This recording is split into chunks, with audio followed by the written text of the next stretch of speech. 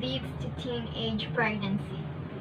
Thinking about the causes of teenage pregnancy, there are many insights jumbled into our minds, like poverty, social status, family pressure, culture, curiosity, peer influence, and many more to mention. Teenage pregnancy is a big topic. Also, people are so into it nowadays. Imagine 7% out of 10 are considered a parent aged 13 to 20. Now, the question in mind, can we do something about it? If we could, then how or by what? We all know that educating teenagers about their sexual curiosity is not simple as 1, 2, and 3, especially that this pandemic prevents us from meeting each other personally.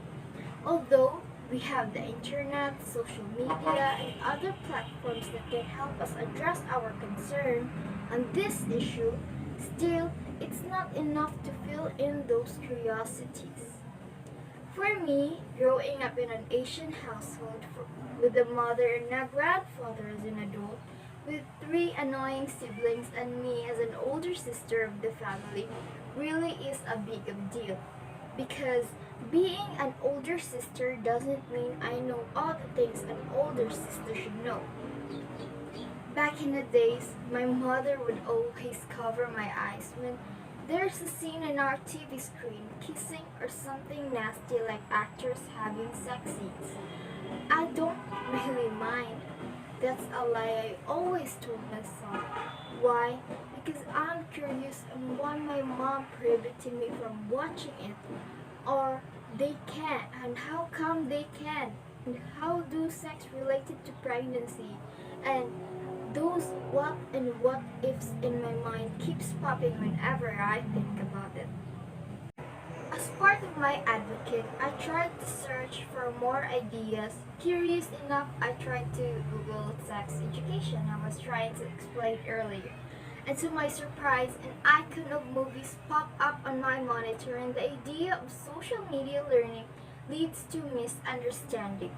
To my disbelief, sex education learned in social media are mostly unrelated to what we really want to excel in, which is the sex education we need. With the growth of number of internet users and access to an increasing number of websites and variety of materials, there exists a concern about access to adult-oriented materials by underage persons. Positive and negative associated with developing online relationships that can become sexual. The growing concern regarding children's access to adult-oriented materials become the potential they could get might have a short and long-term effects. Reason: searching for sexual health information online was reportedly frequent and varied significantly by sexual orientation.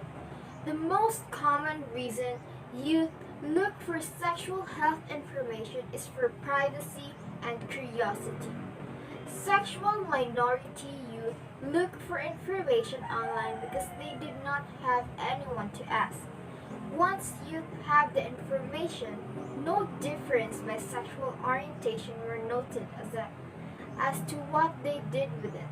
Instead, seeking out information for privacy-related reason and having no one to ask were related to taking some action on the information received.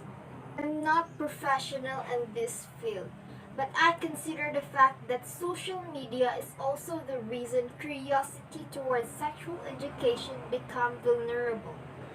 Due to this, I've come up with an idea that before we search for it, we need to start evaluating where our lack of knowledge came from.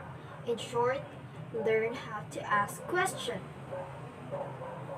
Yes, lack of sex education leads to many unplanned pregnancies, especially to teenagers. Observing from our society nowadays, most of the time, girls are in higher risk level of ignorance. The frequency of emotion, reaction to curiosity about sexuality become increasingly dangerous to us. as a result of early pregnancy to most teenage girls who don't have enough knowledge about their sexuality. And early exposure to sexual activities coupled with lack of sex education and knowledge of contraceptive device have been attributed as the main cause of teenage pregnancy. In short, these are responsible for teenage pregnancy. But we're not here to point fingers on the absence of knowledge about sex. I'm here to inform that we can fill in those curiosities in an informative way just by educating ourselves on things that make us curious on why our reproductive system. Although many schools promote this education, but most of them are focused on foreign countries.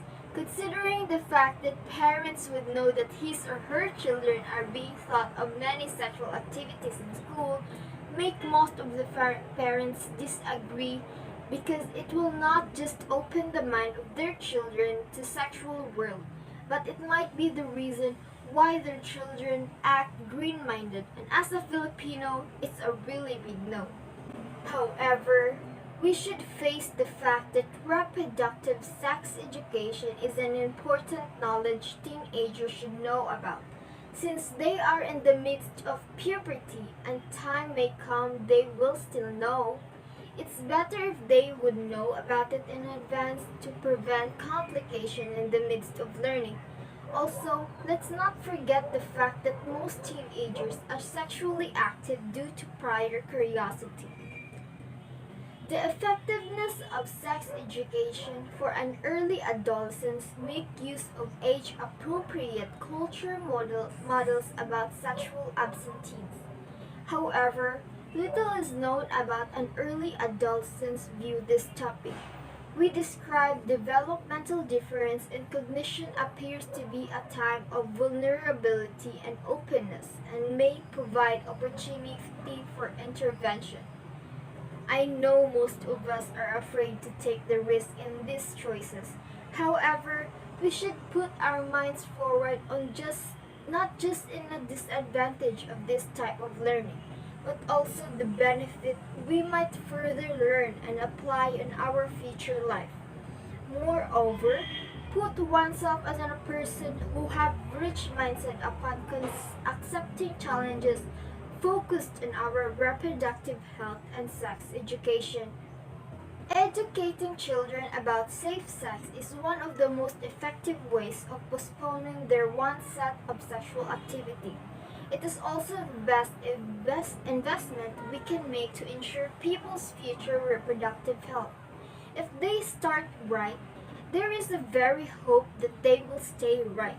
Also, teaching safe sex practices to adolescents in school before they start to become sexual active using peer group education, and we don't want that to happen, do we?